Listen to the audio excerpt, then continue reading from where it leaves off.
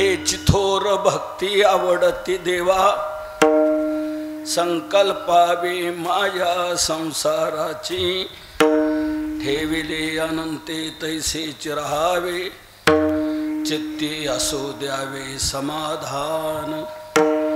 वाहिल्या उद्वेग दुःखची केवळ, भोगणे ते फळ संचिताचे, ठेविले अनंते तैसेच राहावे, चित्ती असो द्यावे समाधान.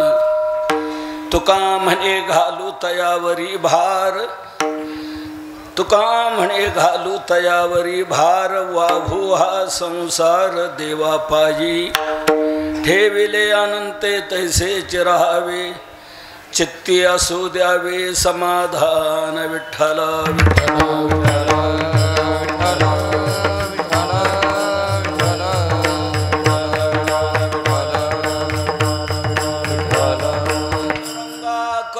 प्रथम नमन, पांडुरंगा करू प्रथम नमन, पांडुरंगा करू प्रथम नमन, पांडुरंगा करू प्रथम नमन. दुसरे चरणा संतांचिया, दुसरे चरण संतांचिया, दुसरे चरण संतांचिया. त्यांच्या कृपादाने कथेचा विस्तार, त्यांच्या कृपादाने कथेचा विस्तार, त्यांच्या कृपादाने कथेचा विस्तार, त्यांच्या कृपादाने कथेचा विस्तार. बाबाजी सद्गुरुदास तुका, बाबाजी सद्गुरुदास तुका, बाबाजी सद्गुरुदास तुका. काय माझी वाणी मानेल संतांसी, रंजवू चित्तासी आपुलिया. योऽन्त प्रविश्य मम वाचमिमां प्रसुप्तां, संजीवयत्यखिल शक्तिधर स्वधाम्ना. अन्यांश्च हस्तचरण श्रवणत्वगादीन्, प्राणान्नमो भगवते पुरुषाय तुभ्यं. कलावज्ञ जीवोद्धरार्थावतारं, कलाङ्काङ्कतेजोऽधिकामोदिवक्त्रं. खलानीशवादापनोदारुहदक्षं, समाधिस्थमूर्तिं भजे ज्ञानदेवं. नमो सद्गुरु तुकया ज्ञानदीपा, नमो सद्गुरु सच्चिदानन्दरूपा, नमो सद्गुरु भक्त कल्याणमूर्ति, नमो सद्गुरु भास्करा पूर्ण कीर्ति. संपाद्य ज्ञानैच विधाय भक्तिं, विलोकितो येन समाधिराज. वैराग्यवन्तं सुविचारयुक्तं, नमामि जोगं शिरसा गुरुं तम्. आत्मरूप गणेशु स्मरण, सकळ विद्यांचे अधिकरण, तेच वंदो श्रीचरण श्री गुरूंचे, ते नमस्कारुनी आता. हेची थोर भक्ती आवडती देवा, संकल्पावी माया संसाराची, ठेविले अनंते तैसेच राहावे, चित्ती असू द्यावे समाधान. प्रस्तुत सेवेकरता घेतलेला अभंग हा देहूचे सुप्रसिद्ध साधू संत हृदय सम्राट विश्ववंद्य विश्वसंत विश्वभूषण जगद्गुरु तुकोबारा यांचा आहे. या अभंगातून जगद्गुरु तुकोबारा तुम्हा सर्व जीवांना देवाला आवडणाऱ्या भक्तीचं स्वरूप सांगतात. कीर्तनाला प्रारंभ करण्यापूर्वी एक गोष्ट सांगणं आवश्यक आहे की येण्यास थोडासा उशीर झाला, याबद्दल क्षमा असावी म्हणण्यापेक्षा केलेलीच आहे म्हणून तुम्ही थांबलात. नाही तर बरेच महाराज मंडळी आमची होती, पण वेळ झाला याला मी जबाबदार नाही. रस्ता चुकून लांब गेलो तिकडे खाली, तो जबाबदार आहे. त्यामुळे खूप फिरत यावं लागलं म्हणून उशीर झालेला आहे. पण आता उशीर जरी झालेला असता तरी जास्त उशीर करणार नाही.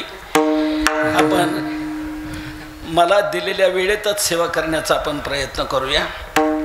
जगद्गुरु तुकोबारा या अभंगातून देवाला आवडणाऱ्या भक्तीचं स्वरूप सांगतात. का सांगतात तुम्ही म्हणाल तर याचं एका वाक्यात उत्तर द्यायचं म्हणजे ते सांगण्याकरता आले होते म्हणून सांगतात. जो जे कार्य करण्याकरता आलेला असतो त्याने ते कार्य करणं कोणी चुकीचं म्हणू शकत नाही. लक्षात घ्या, एखादा शिक्षक बदली होऊन आपल्या या गावी आला. तो नियमितपणे शाळेत जाऊ लागला, विद्यार्थ्यांना शिकवू लागला. स्थानिक काही मंडळी त्या शिक्षकाबाबत काय चर्चा करू लागली, का हो हे नवीन बदलून आलेले शिक्षक खुशाल रोज शाळेत जातात आणि शिकवतात. मग मला सांगा त्याचं ते चुकीचं आहे काय? त्याने काय पत्ते पिसत बसावं का? अहो तो शिकवण्याकरताच इथे आलेला आहे. त्याचं शिकवणं जसं कोणी गैर म्हणू शकत नाही, तसं तुकोबाराय भूतलावर अवतीर्ण झाले ते जगाला सन्मार्ग दाखवण्याकरता. जीव रस्ता चुकलेले आहेत, आड रानातून धावतायत, म्हणून आड रानातून धावणाऱ्या जीवांना सन्मार्ग दाखवण्याकरता आम्ही इथे आलो, अशी तुकोबारायांची स्पष्ट भाषा आहे. आम्ही वैकुंठ माशी आलो ह्याची कारणाशी. वैकुंठवासी आलो याची कारणाची. आम्ही वैकुंठ माशी आलो ह्याची कारणाशी. आम्ही वैकुंठवासी आलो याची कारणाची. बोलिले जे ऋषी साच भावे वर्ताया, साच भावे वर्ताया. झाडो संतांचे मार्ग आडराणी भरले जग. झाडो संतांचे मार्ग आडराणी भरले जग.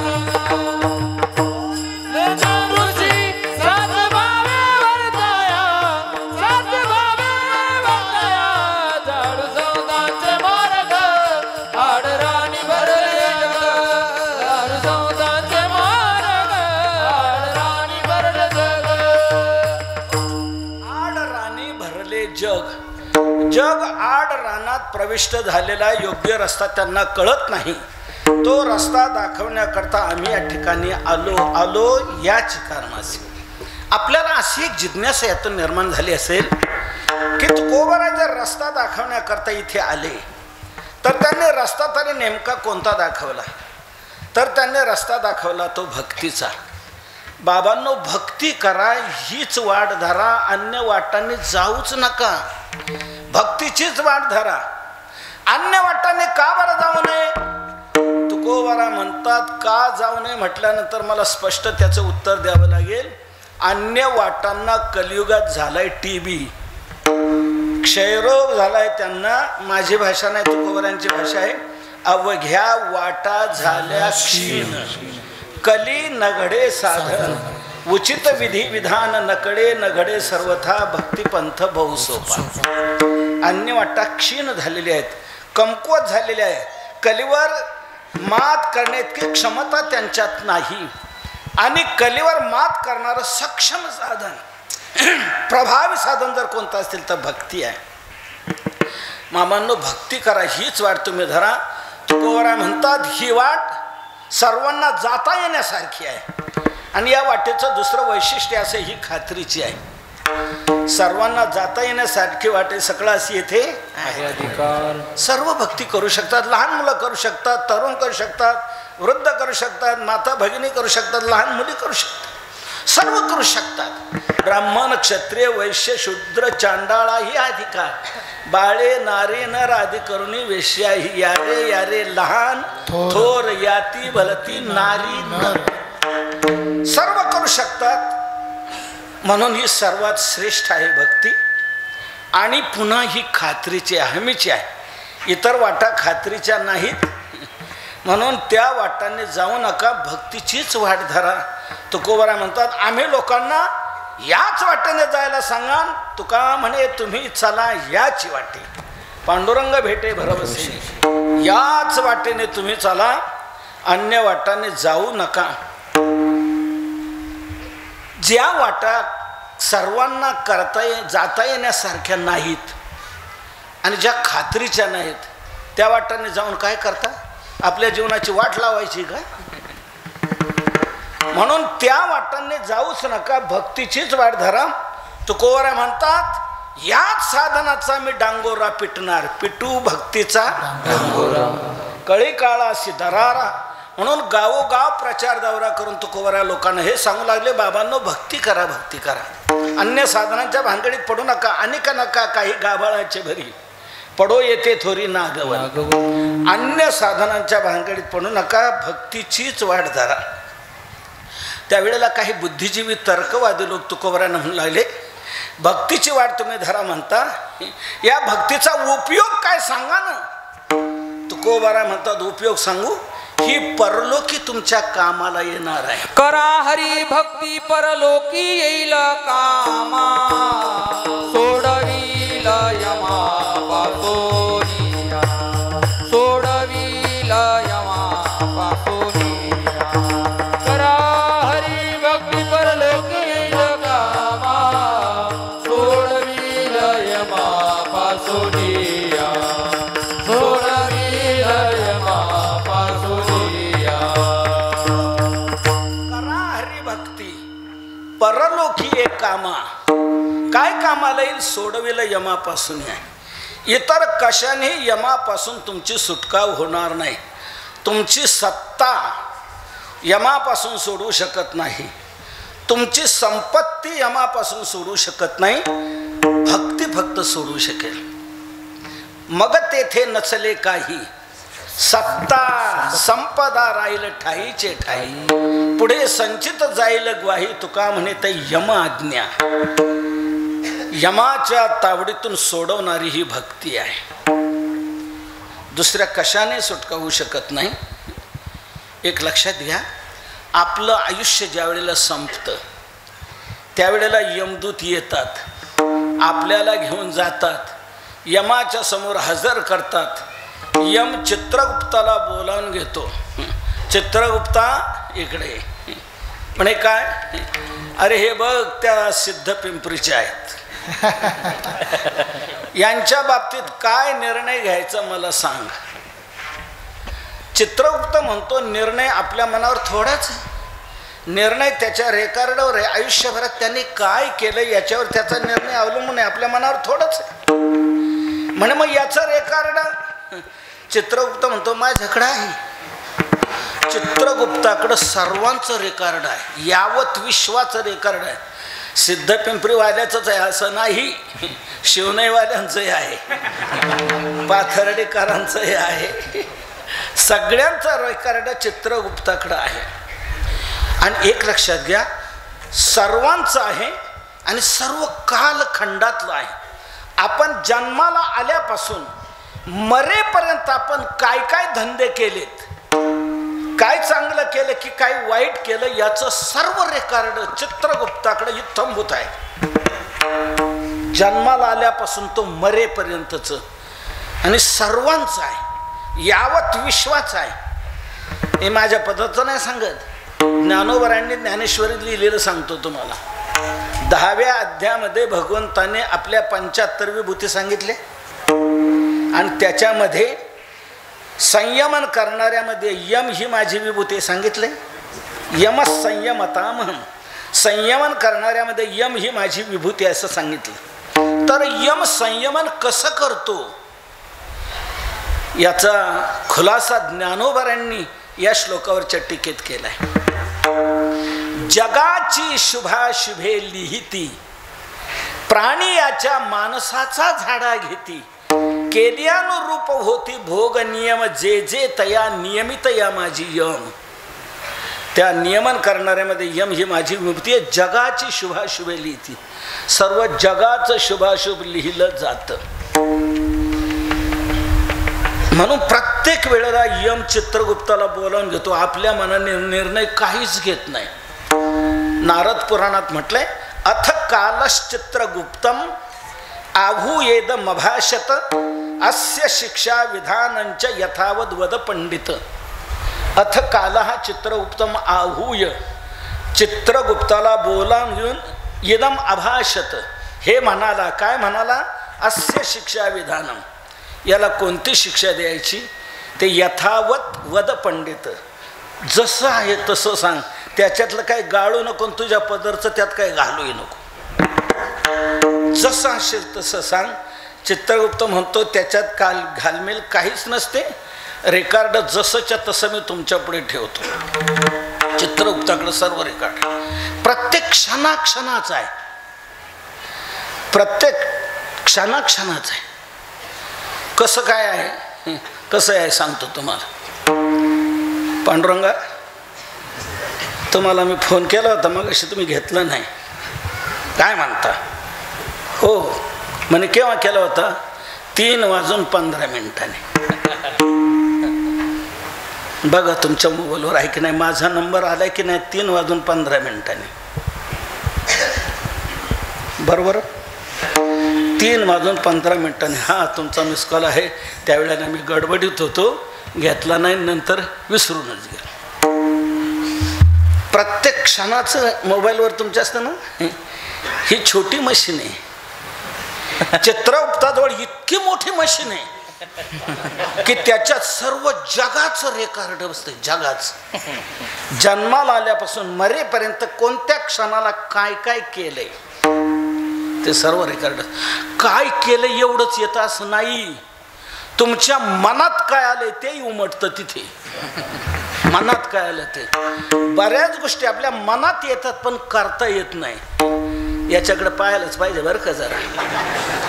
याचं तंगडच तोडल्याशिवाय जमणार नाही. असं आपल्या मनात येतं पण करता येत. करायचं राहून गेलं की नाही, पण मनात आलंय की नाही. ही जी वाईट भावना आपल्या अंतःकरणात निर्माण झाली, हा वाईट संकल्प देखील तिथे लिहिला जातो. काय केलंय तुमच्या मनात काय.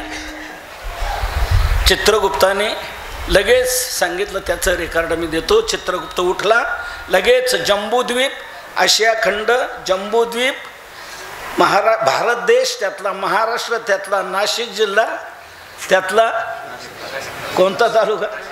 नाशिक तालुका, सिद्धपिंपरी गाव, त्या गावात ही गल्ली, त्या गल्लीतला हा माणूस आणि त्या माणसाचं हे रेकॉर्ड घ्या बा.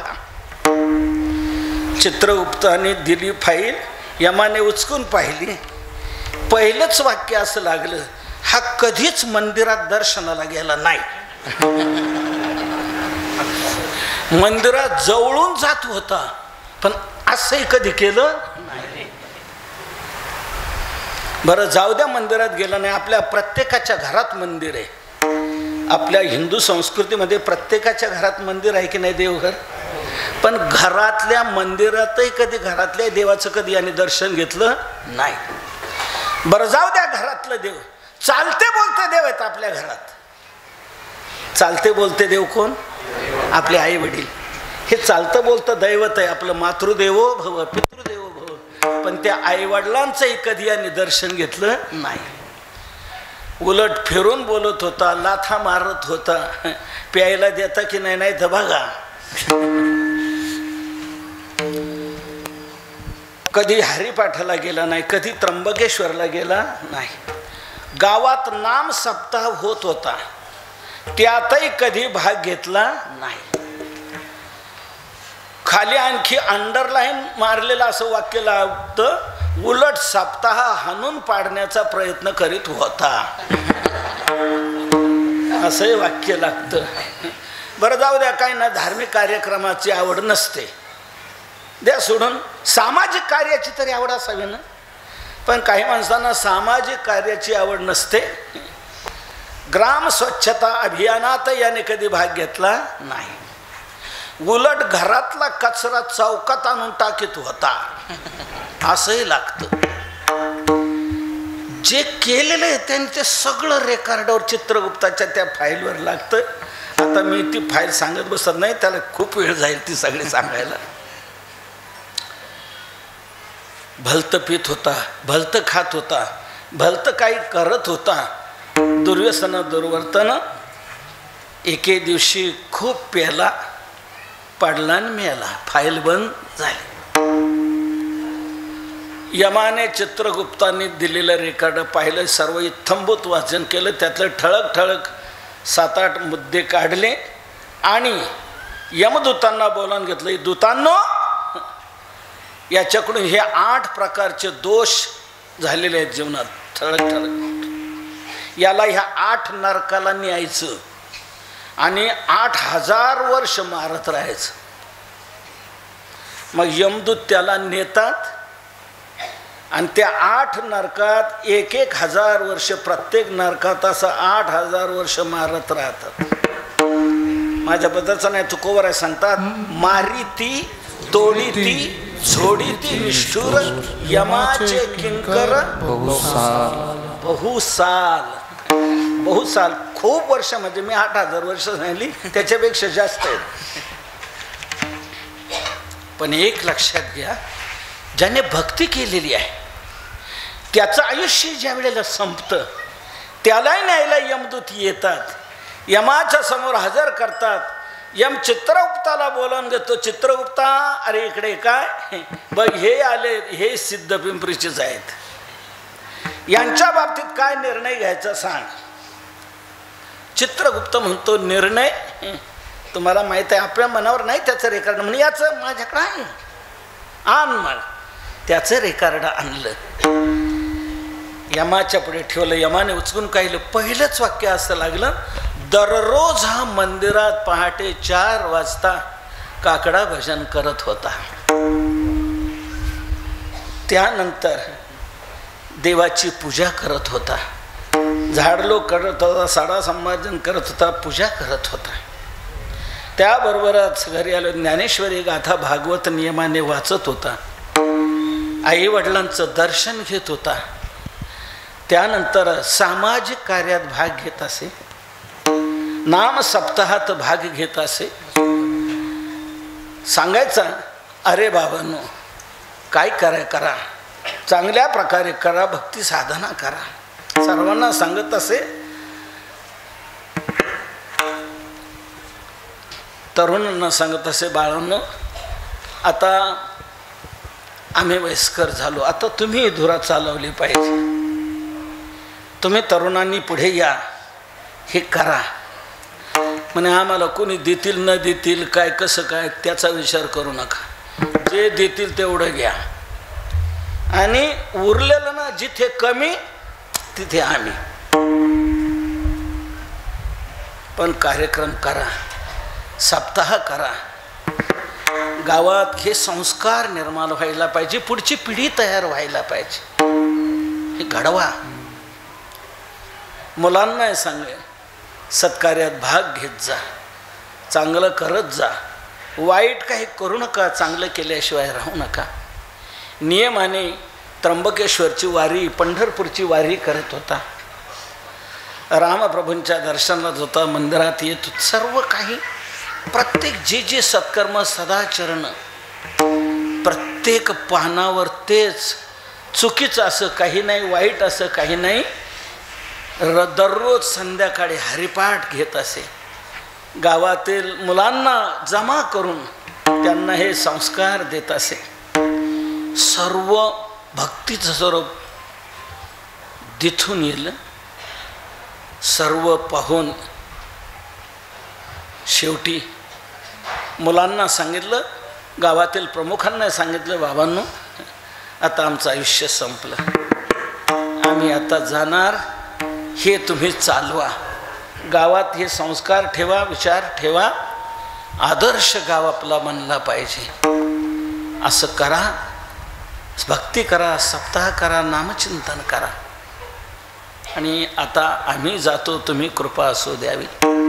झाकले घटीचा जीवानी जे काय झाला केला, आणि प्राणज्योत भगवंताच्या ज्योतीत विलीन झाली. यम गैवरला, त्याचं सर्व रेकॉर्ड पाहून, त्याची भक्ती, त्याची साधना, त्याचे विचार, त्याचा आचार, हे सर्व पाहून यम गैवरला. आपलं आसन सोडलं, खाली आला, त्याच्या चरणावर मस्तक ठेवलं, साष्टांग प्रणाम केला, आणि म्हणू लागला, आज माझा यमलोक धन्य झाला, की आजपर्यंत मी वाट पाहत होतो असा हरिभक्त कधी इथं येईल. यमधर्म वाट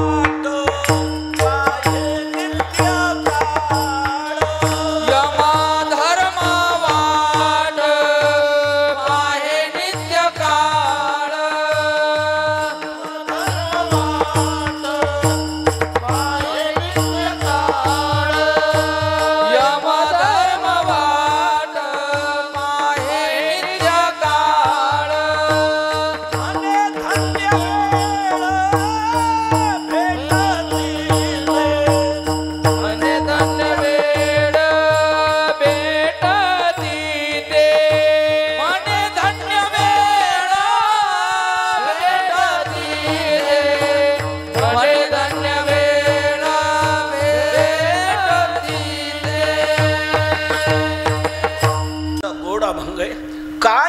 त्यांचा महिमा वानू वारंवार. हरिभक्त थोर भूमंडळी, ज्यांचे भेटीचे आर्त ब्रह्मादिका, पूज्य सकळ लोका विश्वास झाले, यमधर्म वाट पाहे नित्य काळ. आणि म्हणे धन्य वेळ भेटत तिथे. यमधर्म सारखी वाट पाहतो, असा हरिभक्त कधी इथे येईल, मला त्यांचं दर्शन कधी होईल, माझा यमलोक धन्य कधी. म्हणे धन्य वेळ भेटत तिथे. आणि तुकोबारांचा बघा, यमधर्म वाट पाहे निरंतर, जोडून या कर तिष्ठत असे. मी कशा करता सांगितलं, हरिभक्ती करा, परलोकी तुमच्या कामाला येईल, यमाच्या तावडीतून सोडविल. चरणावर मस्तक ठेवलं, साष्टांग प्रणाम केला यमाने त्याला. आणि लगेच विष्णुदूतांना बोलावून घेतलं आणि सांगितलं, विष्णुदूतांनो याला न्या वैकुंठ धामाला. यमाच्या तावडीतून सोडवणारी भक्ती आहे. यमाच्या दरबारात शॉर्टिंग आहे, शॉर्टिंग. प्रत्येकाला तिथे जावं लागतं, झाडा द्यावा लागतो. पापी इकडं नरकाला आणि पुण्यवान इकडे, भक्ती करणारा इकडे वैकुंठ धामाला. अशी छाननी होते, शॉर्टिंग होते. तेव्हा तुकोबारा सांगतात, बाबांनो, म्हणून आमचं म्हणणं आहे, करा हरिभक्ती, परलोकीय कामा सोडविल यमापासून. यमापासूनही तुम्हाला सोडविल, भक्ती करा. असं म्हटल्यानंतर एक तार्किक त्यांच्यातला उठला आणि तो म्हणला, महाराज तुम्ही भक्ती करा म्हणता, परलोकी कामाला येईल म्हणता, यमापासून सोडील म्हणता, म्हणजे तुमच्या भक्तीचा उपयोग मेल्यानंतरच झाला ना. यमलोकात कधी जातो आपण, मेल्यावरच ना. म्हणजे तुमच्या भक्तीचा उपयोग मेल्यानंतर होणार. जिवंतपणे या देहात आमच्या सिद्ध पिंपरीत असताना इथं आम्हाला त्या भक्तीचा काय उपयोग आहे का, या जन्मात त्या भक्तीचा काय उपयोग आहे का. तुकोबारा म्हणतात, जिचा परलोकात उपयोग होतो तिचा आपल्या लोकात होणार नाही. मला एक सांगा शांताराम, आपल्या नोटा आहेत, भारतीय रिझर्व्ह बँक आपल्या गव्हर्नरची सही असलेल्या नोटा. ह्या नोटा चीनमध्ये चालतात का? नाही. जपानमध्ये, ऑस्ट्रेलियामध्ये, अमेरिका नाही, फक्त आपल्याच देशात. अन्य देशात ह्या नोटा चालत नाही. अन्य देशात जायचं झालं तर चलन बदलून घ्यावं लागतं. ह्या आपल्या नोटा तिकडे चालत नाहीत. मग अन्य देशात चालणार आपल्या देशातलं असं काय आहे की ते घेऊन आपण गेलो की अन्य देशातही आपले व्यवहार होऊ शकतात. एक सोनं, सोनं घेऊन तुम्ही कोणत्याही देशात जा, तुमचे व्यवहार होणार. तसं भक्ती हे सोनं आहे. हे आपण आपल्या जीवनात मिळवा, कुठे तुम्हाला हे उपयोगाला येणार आहे. म्हणून अन्य लोकाला ज्याचा उपयोग होतो, ज्या भक्तीचा यमाच्या तावडीतून सोडवणारी ही भक्ती आहे, मग या लोकात तिचं होणार नाही का. म्हणजे या लोकात काय उपयोग होतो. तुकोबारा म्हणतात, ज्या समाधानाकरता तुम्ही रात्रंदिवस धडपड करता पण ते समाधान शांती सुख मिळत नाही, ती शांती, ते समाधान, ते सुख मिळवून देणारी भक्ती आहे. याही जीवनात तुम्हाला भक्ती ही समाधान देईल, शांती देईल. कशावरून म्हणता, नारद महर्षींनी आपल्या भक्तिसूत्रात सांगितलंय, यल्लब्ध्वा पुमान सिद्धो भवती, अमृतो भवती, तृप्तो भवती, यत् प्राप्य न किंचित वांछति, न शोचति, न द्वेष्टि, न रमते, नोत्साही भवती. असं भक्तीचं महान फल, समाधान, शांती, निरंतर आनंद आपल्याला जीवनात प्राप्त होतो. हे नारद महर्षींनी भक्तीचं फल सांगितलं, या जीवनात मिळणं. लोक म्हणू लागले, नारदाने सांगितलं ते तुम्ही आम्हाला सांगता, तुमचा अनुभव आहे का. महाराज म्हणतात, माझा अनुभव आहे. तेने सदा चित्ता समाधान, तेने सदा चित्ता समाधान, तेने सदा चित्ता समाधान, तेने सदा चित्ता समाधान. सदा नाम घोष करू हरि कथा, नाम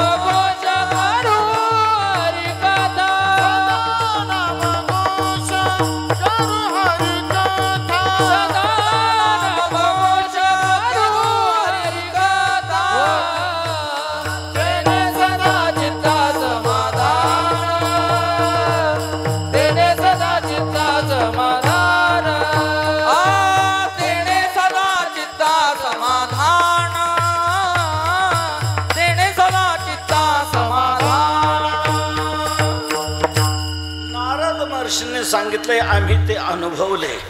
आम्ही सतत नाम घोष करतो, भक्ती करतो, त्यामुळे आमच्या चित्ताला सतत समाधान प्राप्त होतं. तेने सदा चित्ता समाधान, सर्व सुख ल्यालो, सर्व अलंकार, आनंद निर्भर डुल्ल तसो. हा आमचा अनुभव आहे. आनंदाचे डोही आनंद तरंग, आनंदाचे अंग आनंदाचे. म्हणून तुम्हाला सांगतो, तुम्ही भक्ती करा, तुम्हालाही असा आनंद मिळेल, समाधान मिळेल, शांती मिळेल. असं ज्या वेळेला तुकोबाराने सांगितलं, बऱ्याच लोकांना ते पटलं, भक्ती मार्गाला लागले. सुरू झालेले काही दिवसानंतर तुकोबारांना असं वाटू लागलं, ज्या मार्गाचा प्रचार प्रसार आपण करून आलो त्याची फेर तपासणी करून पाहावी, कितीक लोक मार्गाला लागलेले आहेत, त्यांच्या काही अडचणी आहेत का लक्षात घेतलं पाहिजे.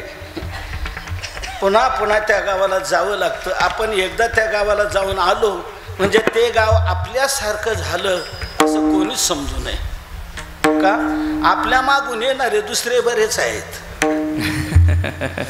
ते कुठं नेतील आणि काय करतील सांगता येत नाही. म्हणून सारख्या त्या गावाला पुन्हा पुन्हा फेऱ्या द्याव्या लागतात. आणि आदल्या दिवसाची रात्रीची फेरी तर सगळ्यात महत्वाची. त्या आदल्या दिवसाच्या रात्रीच्या फेरीतच सगळी उलथापालथ होते असं मानतात. आपल्याला काही माहीत नाही. आपण एकदा त्या गावाला जाऊन आलो म्हणजे ते आपल्यासारखं झालं असं समजू नये. मागवून येणारे पुन्हा ते कुठं नेतील, काय परिवर्तन घडवतील, बदल घडवतील सांगता येत नाही. चला आपण पुन्हा जाऊया. म्हणून तुकोबाराय पुन्हा फिरत फिरत सिद्ध पिंपळीला आले. लाइटिंग दिसून आली, मंदिर दिसून आलं, टाळाचा आवाज कानावर आला, लोक भक्ती करताना तर दिसून आले. पण जवळून ज्या वेळेला तुकोबाराने लोकांना पाहिलं त्यावेळेला लोकांचा चेहरा तुकोबारांना असा दिसून आला जणू काय कोणाला कुठं पोचूनच आलेत, कुठं स्मशानात. असा सुतकी चेहरा, व्यथित चेहरा लोकांचा तुकोबारांना दिसला. तुकोबारा म्हणतात, का रे बाबांनो, भक्ती तर करताना तुम्ही दिसता, मग समाधान तुमच्या चेहऱ्यावर का दिसत नाही? भक्ती करणाऱ्या माणसाचा चेहरा उमललेल्या गुलाबाच्या कळीप्रमाणे प्रफुल्लित असावा.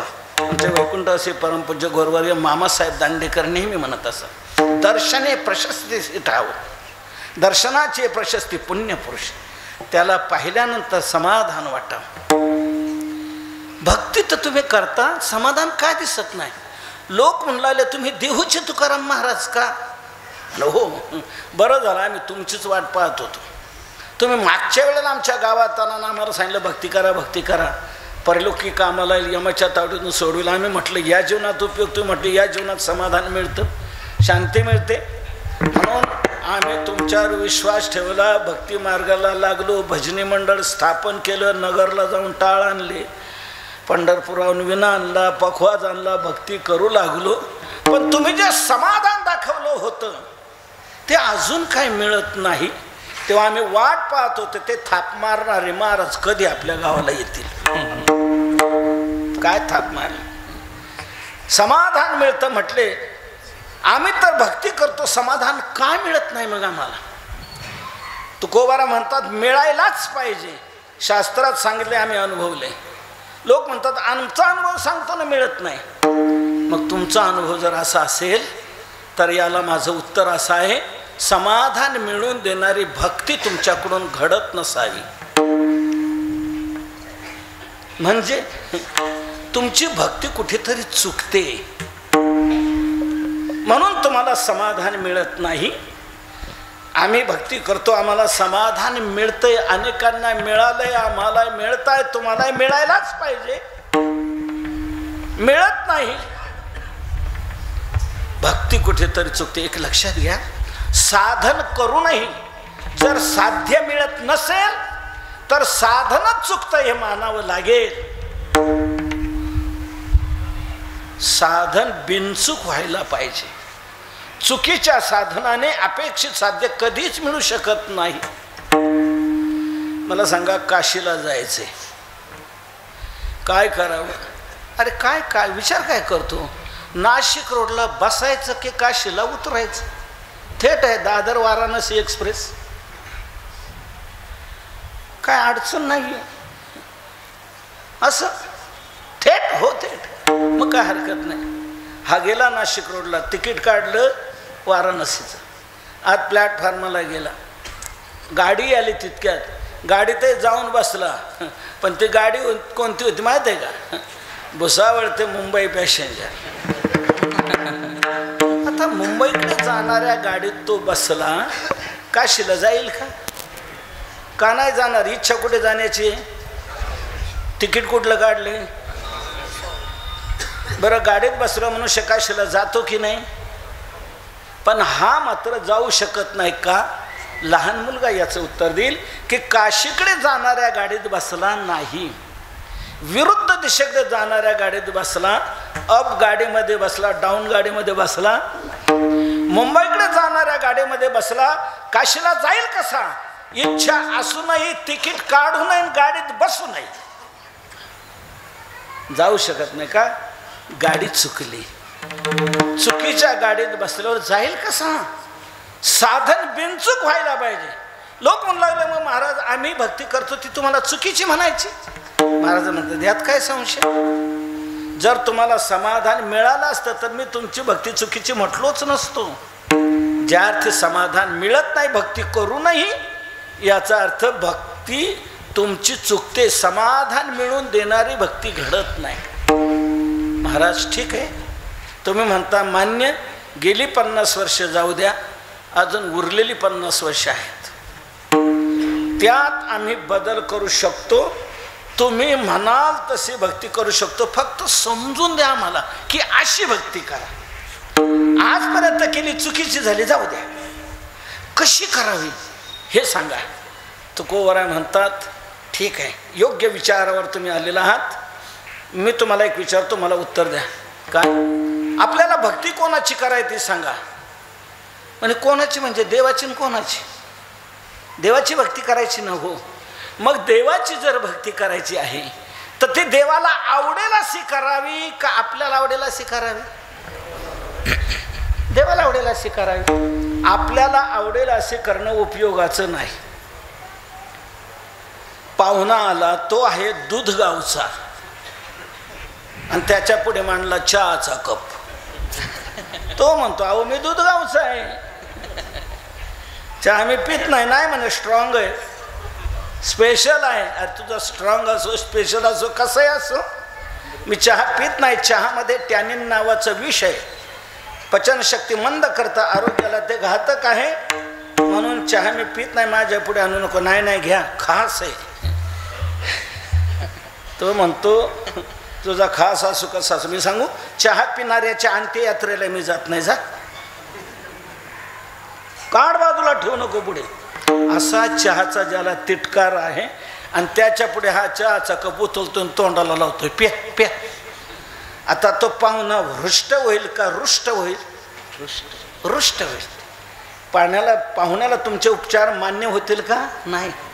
तुमची चीड येईल की नाही त्याला? त्याला आवडेल असे तुम्ही उपचार करा की तो संतुष्ट राहील. तसं देवाची जर भक्ती करायची तर देवाला आवडेल असे करा, तुम्हाला आवडेल असे नको. ज्ञानोबरांनी ज्ञानेश्वरीत 18व्याचं सांगितलंय, तैसे स्वामीची या मनोभावा न चुकीजे हेची परमसेवा. एरते का पांडव वाणिज्य करणे. स्वामीचा मनोभाव जाणून त्याप्रमाणे करणे ही खरी सेवा आहे, खरी भक्ती आहे. तेव्हा देवाची जर भक्ती करायची तर देवाला आवडेल असे करा, आपल्याला आवडेल असे नको. असं म्हटल्यानंतर लोक म्हणाले महाराज खूप सुंदर मार्गदर्शन तुम्ही करत आहात, आता फक्त एकच सांगा, देवाला आवडणारी भक्ती कोणती ती तरी सांगा. तर देवाला आवडणारी नेमकी भक्ती कोणती आहे? त्याच भक्तीचं स्वरूप आज तुकोबाराय सेवेला घेतलेल्या अभंगाच्या प्रथम चरणातून सांगतो. हे चितोर भक्ती आवडती देवा, हे चितोर भक्ती आवडती देवा, ही चतुर भक्ती आवडते देवा, ही चतुर भक्ती आवडते देवा. संकल्प संसाराचे संकल्प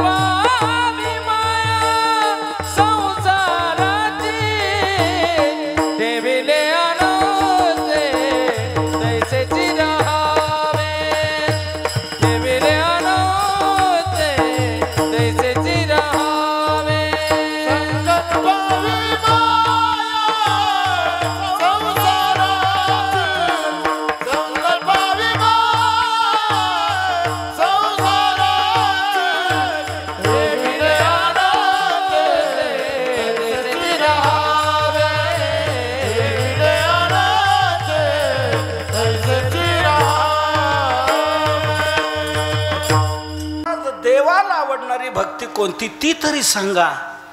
तर देवाला आवडणारी भक्ती कोणती आहे, त्या भक्तीचं स्वरूप आज आपण सेवेकरता घेतलेल्या अभंगाच्या प्रथम चरणातून सांगतात. हेच थोर भक्ती आवडती देवा, देवा आवडती हेच थोर भक्ती. देवाला आवडणारी हीच सर्वात थोर भक्ती आहे. महाराज हीच म्हणजे कोणती, त्या भक्तीचं स्वरूप सांगा ना. तर त्या भक्तीचं स्वरूप उत्तरार्धात स्पष्ट करतात. संकल्पावी माया संसाराची, संसाराची माया संकल्पावी देवा आवडती हेच थोर भक्ती. संसारावर आपली जी माया आहे, संसारावर आपलं जे प्रेम आहे, ते प्रेम देवाकडे लावा, त्याचा संकल्प देवाकडे करा की हीच देवाला आवडणारी सर्वात थोर भक्ती आहे. संसाराची माया संकल्पावी म्हटले, माया सोडायला सांगितली. अतिशय मार्मिक भक्तीचं स्वरूप सांगितले.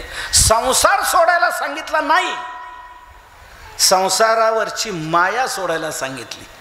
संकल्पावी माया संसाराची, संसाराची माया संकल्पावी. संसारावर जी आपली माया आहे, जी माया ठेवून आपण आपला संसार करतो, ती माया तिथे नका लावा, ती माया देवाकडे लावा आणि संसार कर्तव्य म्हणून करा. संसार सोडायला कोणत्याच संतांनी सांगितलेलं नाही. सर्व संतांनी तुम्ही तुमचा संसार करा असं सांगितलंय, संसार सोडा असं म्हटलं नाही. सुखे करावा संसार, करावा संसार, सुखे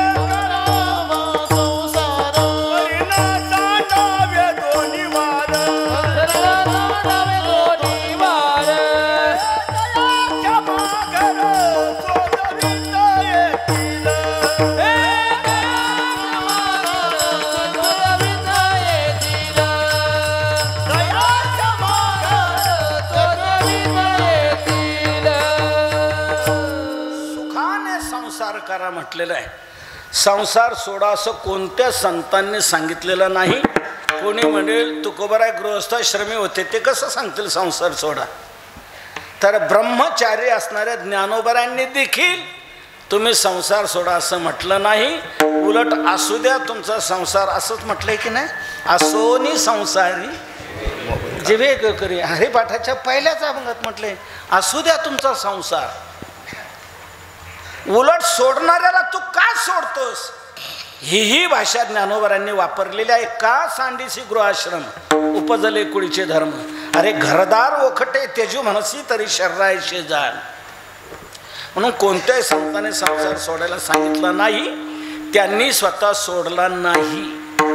त्यांनी आपल्या वाट्याला आलेला संसार केलेला आहे. आणि एक सांगू, त्यांनी केलेला संसार देवालाही आवडलेला आहे. तू म्हणाल कशावरून म्हणता, अहो देव त्यांचा संसार करू लागले याच्यावरून म्हणतो.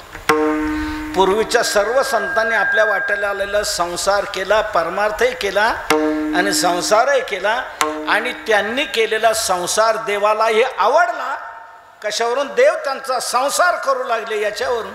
चर्म रंगू लागे कबीराच्या मागे, सजन कसाया माळ्या सावत्या असं नरहरी सोनारा सुखे मेळा संगे. संपूर्ण बघा आपण, प्रत्येक सर्व संतांनी आपल्या वाट्याला आलेला संसार केला. त्यांनी केलेला संसार देवालाही आवडला, देव त्यांचा संसार करू लागले. म्हणून माझं एक म्हणणे, आपल्याला पटलं तर ह्या आपलाही संसार असा करावा की तो देवाला आवडावा. त्यांनी केलेला संसारही देवाला आवडला. पण माफ करा, राग मानू नका, कोणी आपला परमार्थही देवाला आवडत असेल की नाही कोणास ठाऊक. आपला परमार्थ आपण काय करतो, काय दर्जा आपल्या परमार्थाचा, प्रत्येकाने अंतर्मुख होऊन विचार करावा. आपण परमार्थ म्हणून जो करत आहोत, हा देवाला आवडत असेल का, याचं फक्त चिंतन करा, आत्मनिरीक्षण करा. त्यांचा संसारही देवाला आवडत होता, आपला परमार्थही आवडू नये. त्यांचा संसार दिवाळवला. म्हणून संसार सुखाने करा म्हणतायत.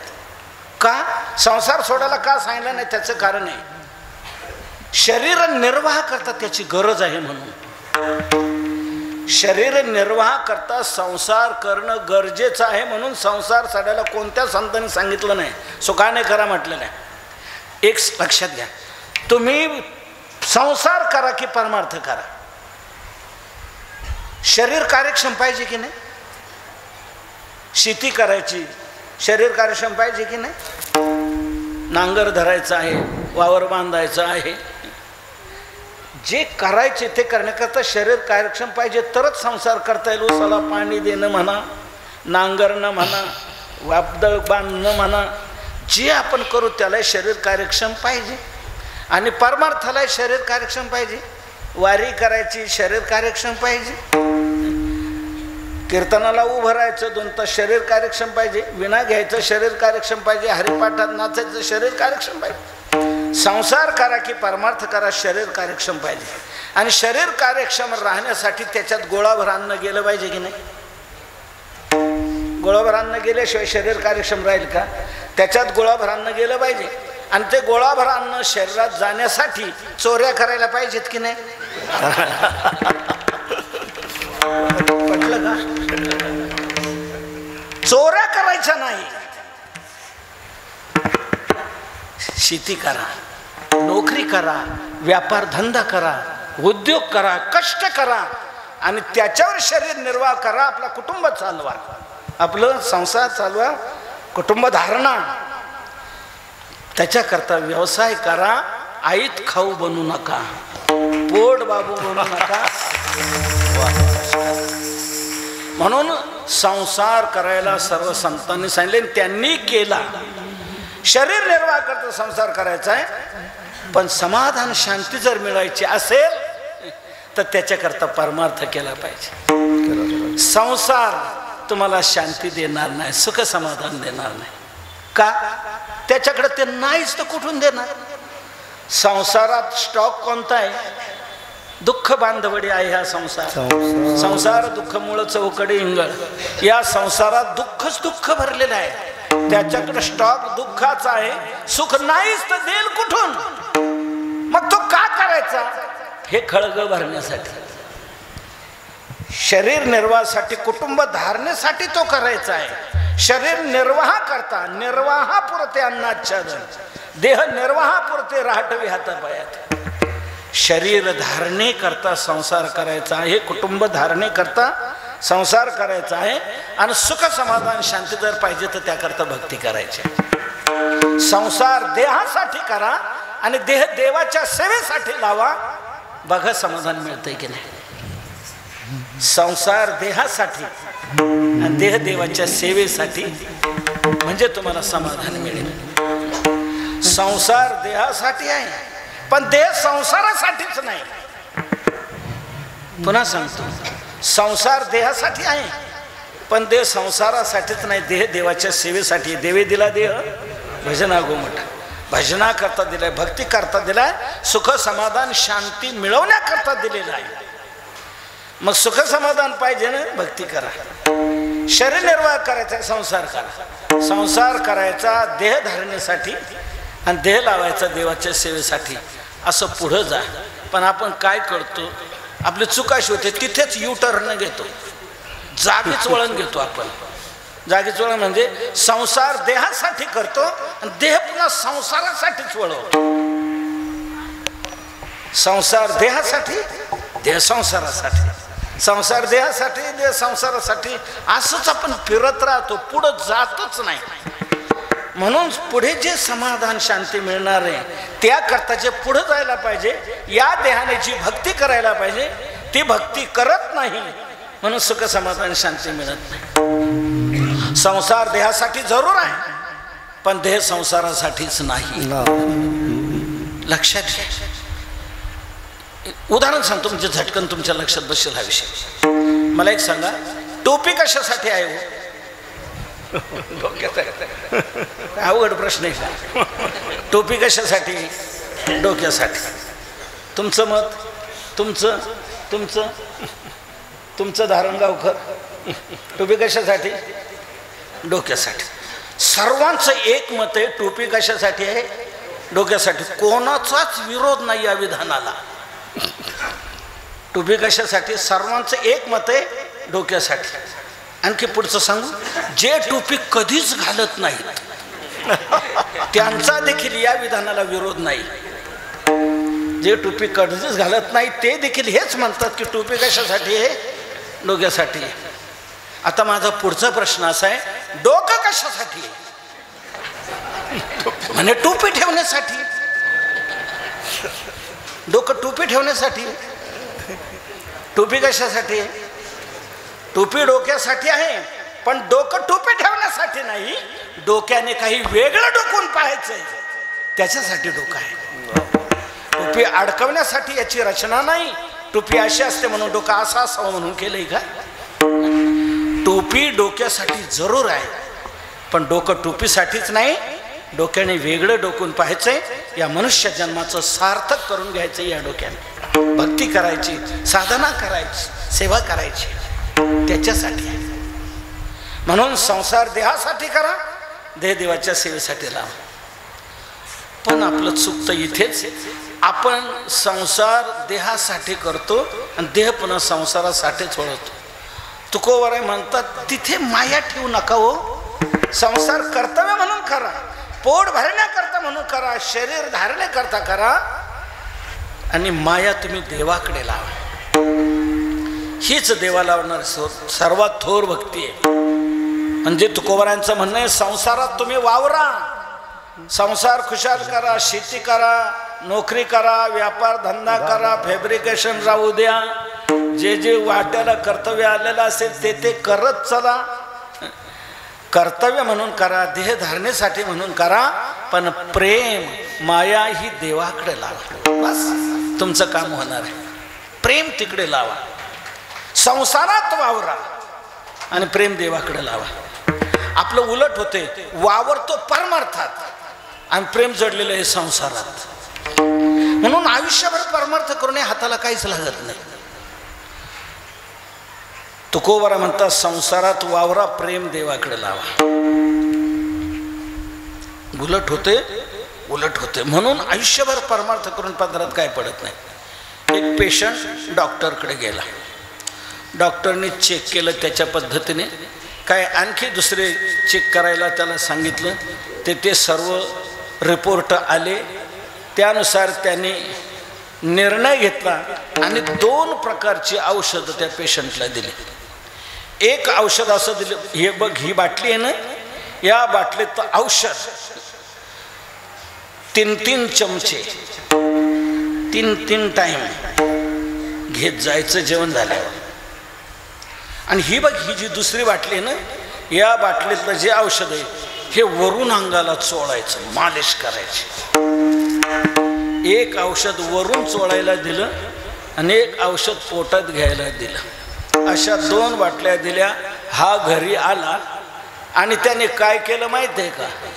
वरून जे चोळायचं ते आत घेतलं आणि आत घ्यायचं ते बाहेरून चोळलं. झालं काय? आत आहे आग, बाहेर आहे. औषध चुकीची होती का? पण त्याची पद्धत चुकीची झाली. पद्धत चुकल्यामुळे औषधाचा उपयोग झाला नाही, उलट दुष्परिणाम झाला. तुकोबराय म्हणतात संसारात तुम्ही वावरावं, फक्त प्रेम देवाकडे लावा. आपण वावरतो परमार्थात, प्रेम जडलेले संसारात.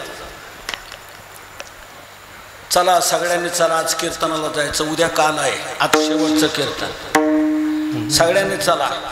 घरातले म्हणले तुम्ही चला पुढे, आम्ही येतो मागून. हा म्हणला आता तुमच्यावर माझा विश्वास नाही, काल तुम्ही विश्वासघात केलाय. काल तुम्ही म्हटले होते येतो आम्ही, तुम्ही आले का? काल नाही आले, फसवलं ना.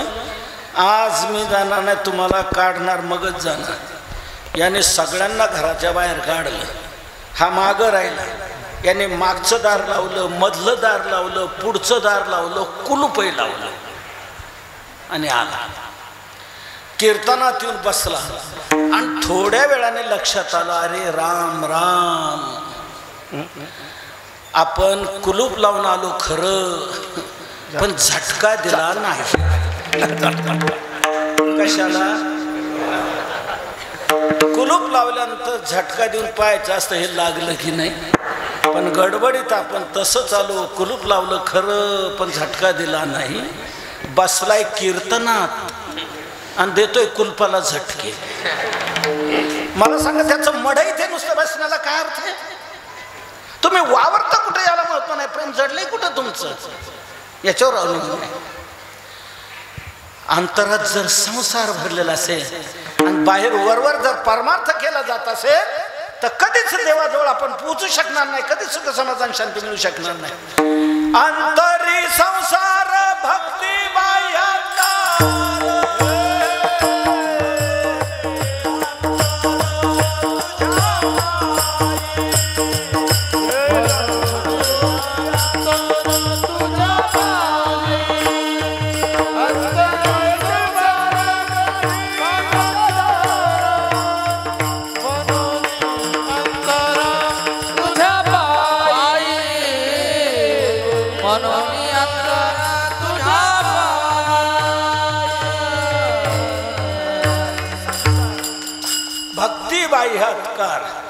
म्हणून अंतर तुझ्या पाय. वावरता कुठे याला महत्व नाही, प्रेम जडलेलं आहे कुठे याला महत्व आहे. तुकोबारा म्हणतात खुशाल संसार करा पण प्रेम मात्र देवाकडे लावा. आपलं प्रेम संसारात जडले नाही, वरवर भक्ती करतोय. देवा पायी नाही भाव भक्ती वरी वरी वा, समर्पिला जीव नाही तो हा व्यभिचार. म्हणून आयुष्यभर भक्ती करूनही समाधान पदरात पडत नाही. प्रेम संसारात जडलेला आहे, वरवर परमार्थ करतो आहे, त्यामुळे उपयोग होत नाही. रामकृष्ण परमहंस एक अतिशय मार्मिक दृष्टांत सांगायचे, मी आपल्या लक्षात तो आणून देतो. 3-4 गंजाडी माणसं प्रवासाला निघाली. गांजा माहित आहे का? म्हणजे माहीत नसेल तर माहीत व्हावं अशी माझी इच्छा नाही बरं का. ते गांजा ओढणारे माणसं प्रवासाला निघाली. ते म्हणाले ज्याच्या आधारावर आपण प्रवास करणार ती सामुग्री सांगा, ते चालवावे. आपल्या पुड्याबरोबर घ्या. त्यांनी त्या पुड्याबरोबर घेतल्या. जशी जशी आठवण व्हायची तसे तसे ते बसायचे. तो मळावा लागतो असं म्हणतात. नाही तर तुम्ही म्हणाल तुम्हाला यातली काही माहिती आहे का? मळायचे, चिलीममध्ये भरायचे, बंबले टेकडीवाले कैलास के राजा, चिलीम भराय ताजा, दम लगाने तू आजा. हे गांजाडी शंकराला गांजा ओढायला बोलवतात. आता काय सांगा, गांजा ओढायचे चालायचे, गांजा ओढायचे चालायचे.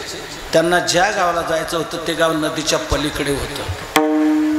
हे अलीकडच्या काठवाले म्हणे काय रे आता कितीक राहिलं, एकदा दम मारा. जाऊ दम मारत बसले. संध्याकाळ झाली, धोतरवर सावरलं, पाण्यात शिरले नदीत. तिथे ग्रस्त तो म्हणला का चाललात कुठे? हे म्हणते तुझ्या का डोळे फुटलेत का, दिसत नाही का कुठं चाललो? नाही धोतरवर सावरून चाललात म्हणून विचारतोय. म्हणजे मग काय भिजू देऊ काय? काही लोकांना सरळ बोलायचं माहीतच नसतं, वाकडच. अहो तुम्हाला पलीकडे जायचंय का? हो. मग बाबांनो धोतरवर सावरून चालणार नाही का? या नदीत पुढे 2 पुरुषापेक्षा खोल पाणी आहे. तुम्हाला पोहता येतंय का? धोतरवर सावरून काय उपयोग? पोहता येते का? हा मुलाला पोहता म्हणजे काय? का रे तुला येतं का? म्हणे मला नाही. तुला रे म्हणे मला. एक जण मुलाला मला येतंय पोहता पण गादीवर. दुकानात मी असं असं करून पाहत असतो. आता हा गादीवरचा पोहणारा पाण्यात दम धरणार आहे का? तो ग्रस्त मुलाला तुमचं काम नाही, मागे फिरा नाही तर बंगालच्या उपसागराला जाऊन मिळाल. अहो म्हणे आम्ही मग पलीकडे कसं जायचं? म्हणजे तुमच्याकरता एक मार्ग आहे. पोहता जर येत नाही ना तर 1 फरलांगभर असं वर जा. तिथे एक नाव आहे. नावाडी जर असेल तर तो तुम्हाला पलीकडे घेऊन जाईल. म्हणजे असेल तर कसं काय? हो, मुक्कामी एसटी येईपर्यंत तो असतो. पलीकडच्या गावचे लोक इकडे बाजाराला येतात. ते संध्याकाळचे मुक्कामी एसटी येते, त्या एसटीत येतात मग त्या पलीकडच्या गावच्या लोकांना तो नावाडी नावेतून पलीकडे नेऊन सोडतो आणि नंतर आपली गाडी नाव इकडे आणतो आणि घरी निघून जातो.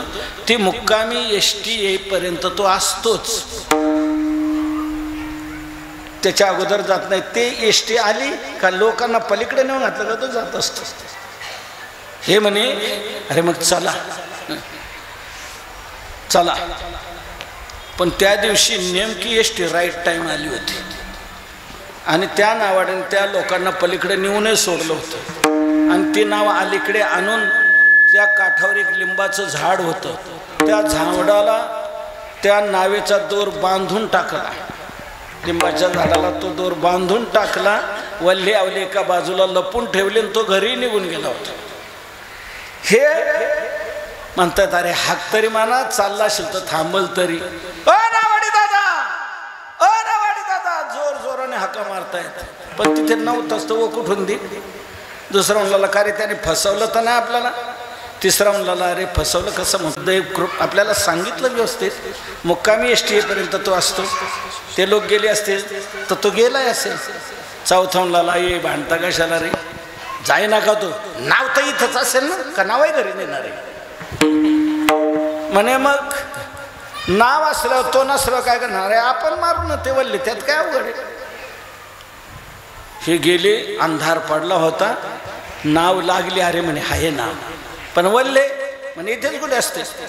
इकडे तिकडे पाहिले, हाताला लागले, बसले नावेमध्ये. ते म्हटले आपले प्रॅक्टिस नाही, पहिला प्रयोग आहे आपला, आम्ही दोघे मारतो, नंतर तुम्ही दोघे मारा. 8 वाजले, 8:30 वाजले तरी पलीकडचा काठ नाही. ते म्हणला आम्ही थकलो रे गाड्यावर, तुम्ही दोघे मारा. ते दुसरे दोघे बसले, ते भले भक्कम होते, ते जोरदार मारतायत. 9 वाजले, 10 वाजले, 11 वाजले, पण पलीकडचा काठ नाही. एकदम म्हणला का रे आपण इतका वेळ झालं मारतो तरी अजून पलीकडचा काठ लागत नाही. हा म्हणला अरे हा विचार करणं मूर्खपणाचा आहे, मारत राहा, कधी ना कधी तरी पोहोचू. अरे पाऊस वर पडला असेल, महापूर आला असेल, मारत राहा. हे दोघे ते दोघे अख्खी रात्र गेली त्यांची वल्ले मारण्यात, पण पलीकडचा काठ काही नाही. तांबडं फुटलं, सकाळ झाली. म्हटले का रे अजून बरंच पाणी तोडायचं राहिलं. पण म्हणे रात्रभरात किती पाणी तोडून आलो. म्हणून या काठाकडे वळून पाहिलं तर जिथे बसले होते तिथेच रात्रभर वल्ले मारून जागच्या जागीच, थोडे हल्ले नाही. का बरं आपल्या लक्षात आलं, त्या नावाड्याने नावेचा दोर जो काठावरच्या लिंबाच्या झाडाला बांधलेला होता तो दोर यांनी सोडलाच नाही आणि ते वल्ले मारत राहिले. मला सांगा किती दिवस वल्ले मारत राहिले म्हणजे पलीकडे जातील? 4 दिवस. अहो चौघांचं आयुष्य जरी संपलं तरी जाऊ शकणार नाही. मग जाऊच शकणार नाही का? जाऊ शकतील. एक मार्ग आहे त्याला, काय? दोर सोडा आणि वल्ले मारा. बघा 10च मिनिटात तुम्ही पलीकडे जाता की नाही. त्यांना नका हसू, आपले तसंच झालंय. आपले तसंच झालंय म्हणजे आपण देखील समाधानाच्या पलीकडच्या काठाला पोहोचण्याकरता या भक्तिरूपी नौकेचा आश्रय केलाय.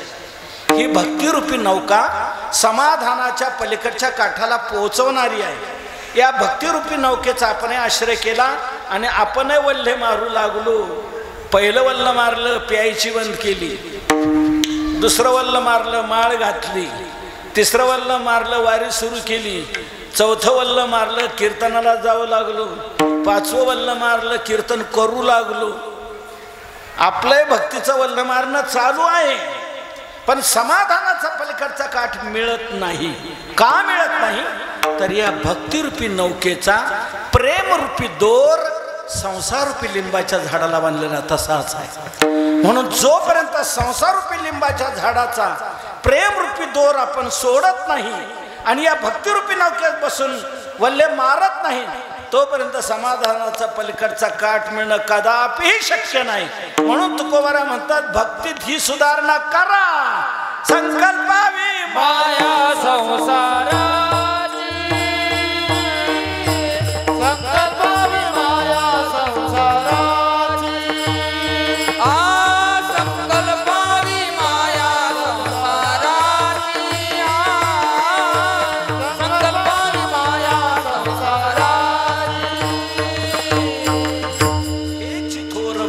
आवडती देवा. देवाला आवडणारी ही सर्वात थोर भक्ती आहे. संसारावरची माया तुम्ही काढा आणि तिचा संकल्प देवाकडे करा. ते प्रेम देवाकडे, कारण देवाला आवडणार आहे प्रेम. तो त्याचा भुकेलेला आहे. थोर प्रेमाचा भुकेला, थोर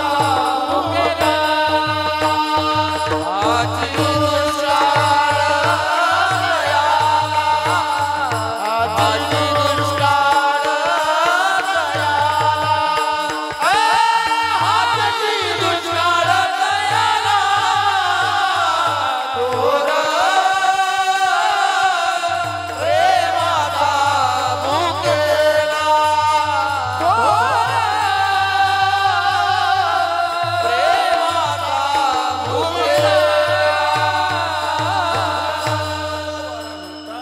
संसार खुशाल करा, फक्त माया तिथे लावू नका. तिथली माया काढा, देवाकडे लावा. ते प्रेम देवाकडे लावा, कारण तो त्याचा भुकेलेला आहे, प्रेमाचाच भुकेला आहे. भगवान भक्ताने मला काय दिलंय पाहत नाही, कोणत्या भावनेने दिलं ती भावना पाहतो, प्रेम पाहतो. थोर प्रेमाचा भुकेला, अंतरीची घेतो गोडी पाहे जोडी भावाची. गिरीधर लालतो भाव का भुका, देवा कारणे भाव तस्मात. भगवान फक्त भावाचा भुकेला आहे, प्रेमाचा भुकेला आहे. बाकीचं तुमचं काहीच पाहत नाही. तो पाहतो ते फक्त प्रेम, आणि त्याला जे पाहिजे ते तुम्ही द्या की तो संतुष्ट होईल. म्हणून देवाला आवडणारी हीच सर्वात थोर भक्ती आहे. संकल्पावी माया संसाराची, प्रेम तुम्ही देवाकडे लावा. ही सर्वात थोर भक्ती आहे. ही भक्ती घडली का सर्व भक्ती घडून येतात. 9 प्रकारची भक्ती केव्हा घडेल? प्रेम देवाकडे आपण लावलं तर. श्रवण भक्ती केव्हा घडेल? प्रेम देवाकडे असेल तर. कीर्तन भक्ती कधी घडेल? प्रेम असेल तर. पादसेवन कधी घडेल? प्रेम असेल तर. अर्चनम कधी घडेल? प्रेम असेल तर. ह्या सर्व भक्ती घडतात त्या प्रेमामुळे. प्रेम ना जसं आता श्रवण भक्ती, ज्याचं देवावर प्रेम असेल त्यालाच घडू शकते. आता आपल्या गावची लोकसंख्या किती आहे? 20,000. कीर्तनाला किती हजार? बाकीचे बाहेर गावाला गेलेत का त्यांना नो एंट्री आहे? बरं, जे इथे आलेले आहेत सर्व इथलेच आहेत का? जे आलेले ते बाहेरूनही आलेले आहेत, लांब लांब गावून आलेले. बरेच मला काही बाहेरच्या गावचे मला ओळखले जातात. कोण कुठून आलंय, कोण कुठून आलंय. ज्यांच्या अंतकरणात प्रेम आहे ते लांबून इथे आलेले आहेत, आणि ज्यांच्या अंतकरणात प्रेम नाही ते शेजारी झोपलेले असतात. म्हणून शेजाऱ्यांनी माझा राग मानू नये. उद्या यावं, कीर्तनाला यायला सुरुवात करा. श्रवण भक्ती कोणाला घडते? ज्याचं देवावर प्रेम आहे त्याला. कीर्तन करू शकतो ज्याचं देवावर प्रेम आहे तो. अर्चनम कोण करू शकतो? ज्याचं देवावर प्रेम आहे तो. वंदन कोण करू शकतो? ज्याचं देवावर प्रेम आहे तो. याचा अर्थ तुकोबारायांनी सांगितलेली एक भक्ती घडली का सर्व भक्ती घडल्या जातात. म्हणून हिला सर्वात थोर म्हटले. हेच थोर भक्ती आवडती देवा, संकल्पावे माया संसाराचे. महाराज, तुमच्या म्हणण्याप्रमाणे प्रेम आम्ही काढलं आणि देवाकडे लावलं, मग संसार तरी धड होईल का? आणि संसार धड झाला नाही मग उदरनिर्वाह तरी कसा काय होणार? तुकोबारा म्हणतात त्याची काळजी करण्याचं काहीच कारण नाही. उदरनिर्वाहाची तुम्ही काळजी करू नका. तुम्ही प्रेम देवाला अर्पण केलं ना, मग तुमची काळजी त्याला. मग आम्ही काय करायचं? तुम्ही एक करायचं, तो जसं ठेविले अनंते तैसेची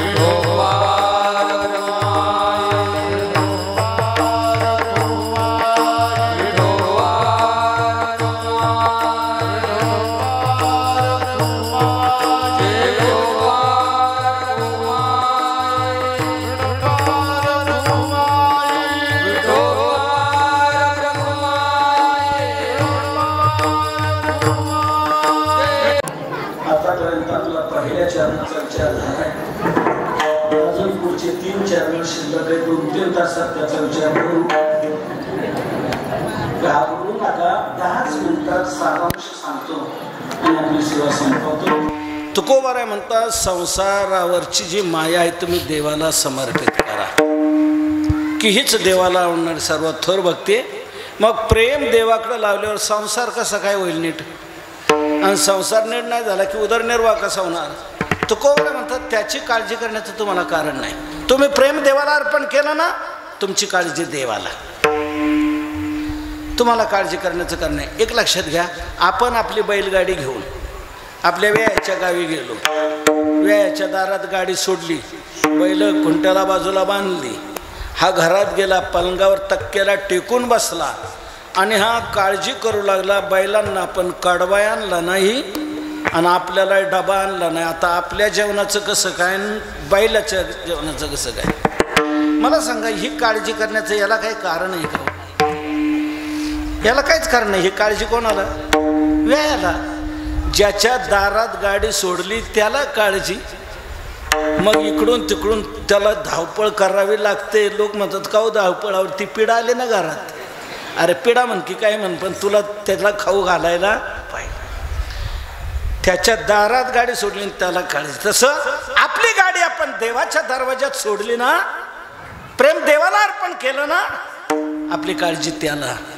तुम्हाला काळजी करण्याचं कारण आहे. तुम्ही फक्त एक करायचं, तो ठेवील तसं समाधानात राहायचं. नाथ महाराजांचा अतिशय गोड अभंग आहे हरिपाठ. आवडीने भावे हरिनाम घेशी, तुझी चिंता त्याशी सर्व. तुझी चिंता त्याला, नको खेद करू कोणत्या गोष्टीचा. पती लक्ष्मीचा जाण तसे, सकळ जीवांचा करीतो सांभाळ. तुझं मोकलेलं आहे नाही. जो सर्वांचा सांभाळ करतो तो तुझा करणार नाही का? एक लक्षात घ्या, शहाणा बाप जो असतो तो आपली आबरू जाऊ नये म्हणून नालायक पोराला खाऊ पिऊ घालतो.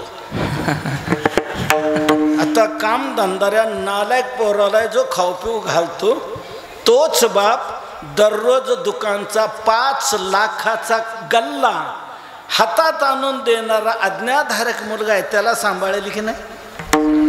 अहो जरूरच सांभाळणार. जो कामधंदा न करणाऱ्या नालायकाला सांभाळतो, तो कामधंदा करणाऱ्या अज्ञाधारकाला सांभाळणार नाही का? तसं जे देवाला मानत नाहीत अशाही अवलादींचा सांभाळ देवच करतोय. देवाला न मानणारे अशा आहेत, पण त्यांचाही सांभाळ देवच करतो. मग जे देवाला मानतात, देवाची भक्ती करतात, त्यांचा सांभाळ देव करणार नाही का?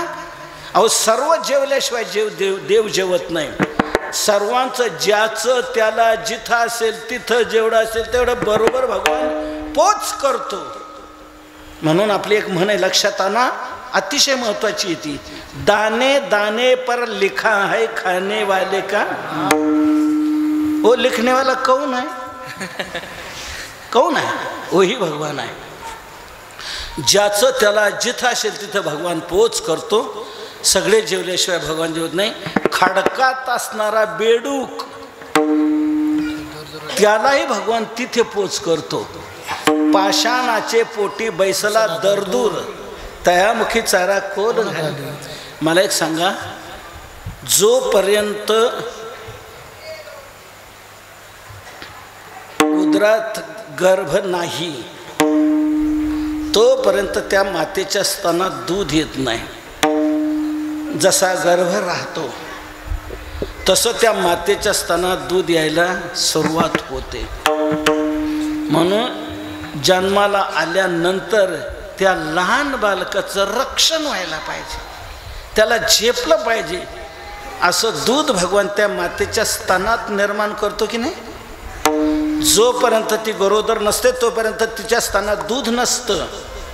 जशी गरोदर राहते तसं तिच्या स्तनात जसं बाळ वाढत जातं तसं दूध वाढत जातं. कोण करतंय? कुठली शासकीय दूध वाटप योजना तिथे पुरवते? बाळा दुधा कोण करीते उत्पत्ती, वाढवी श्रीपती सवे दोन्ही. म्हणून कारे नाठविसी कृपाळू देवासी, पोसितो जनासी एकलाच. तो एकटा सर्वांचं भरण पोषण करतो. मग भक्ताचं करणार नाही का? तुकोबाराय म्हणतात, तुम्ही ती काळजी करू नका, तुमची काळजी त्याला. तुम्ही फक्त तो ठेवील तसं राहा, मात्र रडत राहू नका. चित्ती असू द्यावे समाधान. चित्तात समाधान ठेवून राहा. पण काही माणसं समाधान ठेवत नाही, चिंता करत बसतात. जितकी चिंता कराल तितकं दुःख तुमच्या पदरात पडेल. वाहिल्या उद्वेग दुःखाची केवळ. जितकी चिंता कराल दुःख पदरात पडेल. का? जीवनात जो सुखदुःखाचा भोग घडून येतो त्याला कारण आहे संचित. जसा आपला पूर्वसंचित भोग द्यायला आला असेल तसे तुम्हाला भोग प्राप्त होणार आहे. तुमच्या इच्छेवर नाही भोग, तुमच्या संचितावर आहे. तुम्ही पूर्वी काय करून ठेवले त्याच्यावर आहे. तेव्हा भोगणे ते फळ संचिताचे. म्हणून चिंता करून उपयोग नाही होणार. चिंतन करा, चिंता करू नका, चिंतन करा. भगवंताचं स्मरण चिंतन करा. तो तुम्हाला सुखा समाधानात ठेविले अनंते तैसे चित्ती असो द्यावे समाधान. महाराज ठीक आहे, तुम्ही म्हणता त्याप्रमाणे आम्ही करू. देव ठेवील तसं आम्ही राहू. पण मी एकटाच नाही ना, मी कुटुंब प्रमुख आहे. माझ्यावर अनेकांची जबाबदारी आहे. तेव्हा मी देव ठेवील तसं राहील, पण बाकीच्या कुटुंबाचं परिवाराचं काय करायचं? तुकोबरा म्हणतात त्यांची काळजी आपण करायची नाही. आपला भार जसा आपण देवावर घातलाय तसाच यावत संसाराचा भार आपण देवावर घालू. हेच तुकोबरा शेवटच्या चरणात सांगतात. तुका मन घालू तयावर भार, तुका मन घालू तयावर भार, तुका मन घालू तयावर भार, तुका मन घालू तयावर भार. संसार देवाचा पाजी, संसार देवा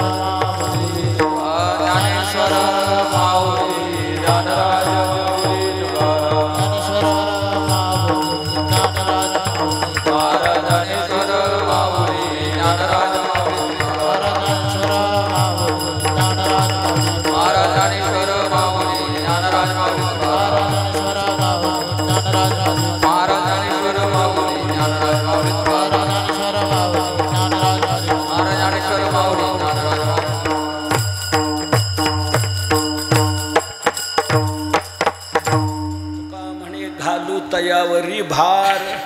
तुकोबारा म्हणतात आपण त्याच्यावर भार घालू. म्हणजे काय करू तर वाहू हा संसार देवापायी, हा संसार देवापायी आपण वाहू. अशा पद्धतीने आपण आपल्या जीवनाची वाटचाल करा. तुकोबारांनी आपल्या संसाराचा भार देवावर घातला होता. घालून या भार राहिलो निश्चिंती. तुझिया बळे पंढरीनाथा झालो निर्भर तुटली व्यथा. घातला भार तुझिया माथा नभी सर्वथा. तुका म्हणे तुकोबारांनी आपल्या संसाराचा भार देवावर घातला होता. तुकोबारांच्या संसाराची काळजी देवाने वाहिली की नाही. कोकणात जाऊन मिरच्या विकल्या तुकोबारांनी, पण लोकांनी आशाच नेल्या. उगवणी देवाने करून आणली. कुटुंबाची सेवा तोच करी आमुच्या. आपण त्याला समर्पित झालो का तो आपला भार वाचल्याशिवाय राहत नाही. घेतला सकळ भार माझा विठ्ठले. भगवान सर्व भार वाहतो. म्हणून तुका म्हणे तया भार घातलिया उपेक्षणा दया सिंधू माझा. तुका म्हणे भार घातलिया वरी होईल कैवारी नारायण. भगवान कैवारी होतो आणि सर्व आपल्यापेक्षा तो पूर्ण करतो. म्हणून तुकोबारा म्हणतात तुम्ही तुम्हाला आवडेल अशी भक्ती करू नका, देवाला आवडेल अशी करा. आणि देवाला आवडणार आहे प्रेम. तुमच्या वाट्याला आलेला संसार करा, प्रेम देवाकडे लावा. हीच देवाला आवडणारी सर्वात थोर भक्ती आहे. भगवंत बाकीचं काही पाहत नाही, फक्त तुमचं प्रेम पाहतो. प्रेम पाहतो. त्याने व्याधाचं आचरण पाहिलं नाही, ध्रुवाचं वय पाहिलं नाही, गजेंद्राची विद्या पाहिली नाही, विदुराचं वंश पाहिलं नाही, उग्रसेनाचं पौरुषत्व पाहिलं नाही, कुब्जेचं रूप पाहिलं नाही, सुदाम्याचं धन पाहिलं नाही. भगवंताने त्यांचं प्रेम पाहिलं. व्याधस्य चरणम ध्रुवस्य च वयो विद्या गजेंद्रस्य का जातिर्विदुरस्य यादवपते रुद्रस्य किं पौरुषम. कुब्जाया कमनीय रूपमधिकम किंतत सुदामनो धनम भक्त्या तुष्यति केवलम न च गुणैर्भक्ती प्रियो माधवा. माधवो भक्तवत्सला. भगवान फक्त प्रेम पाहतोय, भावग्राही जनार्दना. म्हणून आपलं कर्तव्य आपण करा आणि प्रेम मात्र देवाकडे लावा. हीच देवाला आवडणारी सर्वात थोर भक्ती आहे. असे तुकोबारांचे अभंग नजरेसमोर ठेवा. अभंगाप्रमाणे आपलं जीवन बनवा. हेच अभंग आपल्याला तारणार, नक्कीच तारणार, नक्की. तुकोबारांच्या अभंगाने दगडांना तारले, आपल्याला का नाही तारणार. दगडांना तारलं की नाही. दगड बांधून अभंग बुडवले होते ना इंद्रांच्या डोहात, पण तुकोबारांनी त्याच डोहाच्या कडेला 13 दिवस अनुष्ठान केलं, अन्नपाणी वर्ज करून. तर ते अभंग दगडांनाही घेऊन वर आले 18 दिवसांनी आणि तिथून पुढे आपल्याला मिळाले. तिथे जर ते बुडाले असते तर आपल्या वाट्याला काय आलं असतं. आमचे वैकुंठवासी गुरुवर्य मामासाहेब दांडेकर म्हणत असत, ते अभंग तरले म्हणून आपण तरलो.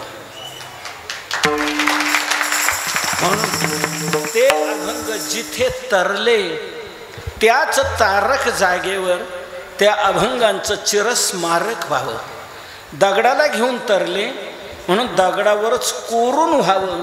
म्हणून गाथा मंदिराची योजना तिथे देहूला राबवण्यात आली. त्याच डोहाच्या कडेला त्याच प्रासंगिक जागेवर, प्रासादिक जागेवर या अभंगांचं शिलालेख स्वरूपात जागतिक कीर्तीचं मंदिर उभं राहिलेलं आहे. 30-35 कोटीची कामं तिथे झालेली आहेत. पूर्ण गाथा उच्च प्रतीच्या मार्बलवर करून लावला गेलेला आहे. काशीला मानस मंदिर आहे. रामचरित मानस मार्बलवर कोरलेलं मंदिर काशीला आहे. अयोध्येला वाल्मिकी रामायण मंदिर आहे. वाल्मिकी रामायण, मूळ संस्कृत रामायण मार्बलवर कोरलेलं मंदिर अयोध्येला आहे आणि आपल्या महाराष्ट्रात गाथा मंदिर आहे. महाराष्ट्राचं वारकरी संप्रदायाचं ते वैभव आहे. पूर्ण गाथा तुकोबरायांचे अभंग उच्च प्रतीच्या मार्बलवर करून लावलेले आहेत. अभंगाच्या भावानुसार काही चित्रे तिथे दाखवलेली आहेत. सत्संग भवन झाले, अन्नपूर्णा सदन झाले, भक्तनिवास झाले.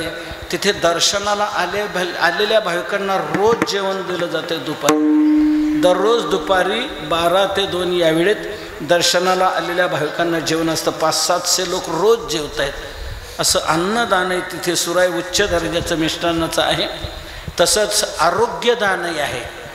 शारीरिक चिकित्सा केली जाते दर बुधवारी आयुर्वेदिक पद्धतीप्रमाणे आणि मोफत औषधं दिली जातात. गुरुवारी ॲलोपॅथिक पद्धतीप्रमाणे मोफत औषध दिली जातात.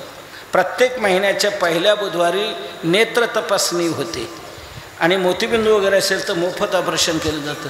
असे अनेक सामाजिक उपक्रमही तिथे राबवले जात आहेत. अन्नदान आहे, आरोग्यदान आहे, तसंच ज्ञानदानही आहे. जे अभंग दगडावर करून लावले ते आता जगाच्या हृदयावर आपल्याला कोरायचे आहे आणि जगाच्या हृदयावर कोरण्याकरता जगाच्या भाषेत गेलं पाहिजे.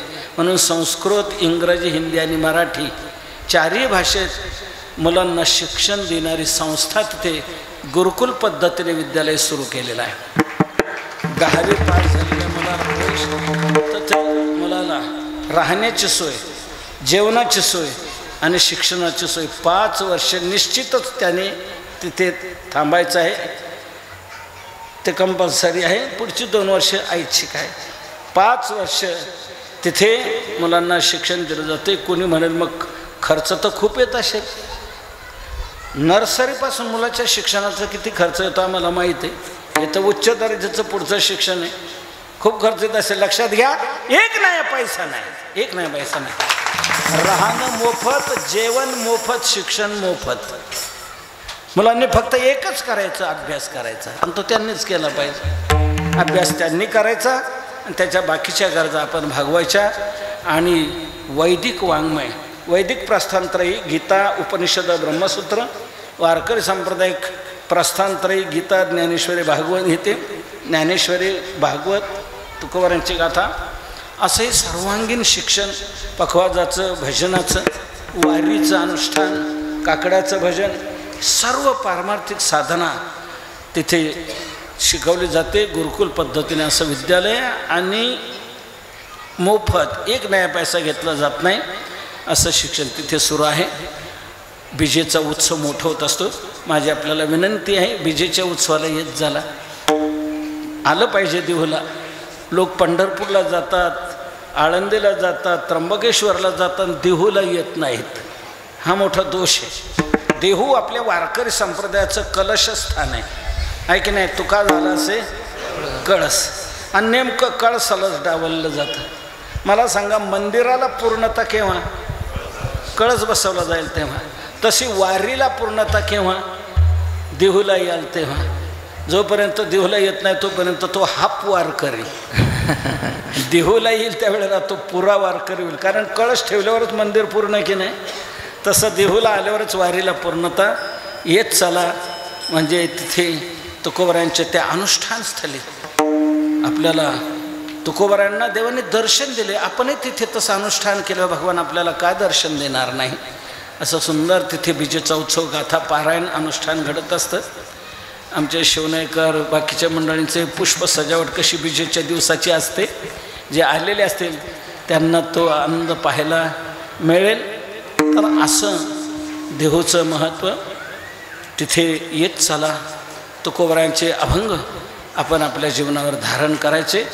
दुर्व्यसनं सोडावीत, दुर्वर्तनं सोडावीत, गळ्यात पवित्र तुळशीची माळ घालावी, एकादशी नित्य नामस्मरण, या पद्धतीने आपल्या जीवनाची वाटचाल करत जावी. आता या भव्य दिव्य उत्सवाची आपण एक आठवण ठेवा. या गावात कोणी दारू पिणारं नसेलच म्हणा, पण जर कोणी असलच तर त्यांनी या भव्य दिव्य सप्ताहाची आठवण म्हणून आजपासून प्यायची बंद करा. आजपासून मी दारू पिणार नाही, आजपासून मी मांसाहार करणार नाही, आजपासून मी आईवडिलांचा अनादर करणार नाही, आजपासून मी आईवडिलांचं दर्शन घेणार, आईवडिलांची सेवा करणार, आईवडिलांची आज्ञा पाळणार, समाजाची सेवा करणार, देशाची सेवा करणार, दीनदुःखिताची सेवा करणार. चांगलं काही करण्याचा आजपासून संकल्प करा की निश्चित संकल्पाच्या हाती सर्व जोडी. भगवान आपले सत्य संकल्पाचा दाता नारायण. सर्व काही पूर्ण मनोरथ आपण सत्य संकल्प करून वाटचाल करा. भगवान आपल्या सर्व अपेक्षा पूर्ण करतील. भगवान करो सर्वजण या विचाराचे पाईक बनून आनंदाचे सम्राट होत, हीच प्रार्थना करून सेवेला विराम देतो. ज्या जगद्गुरु तुकोबारायांनी आपल्याला प्रबोधन केलं त्यांचं आपण थोडा वेळ भजन करू आणि सेवेला विराम देऊ. तुकाराम तुकाराम तुकाराम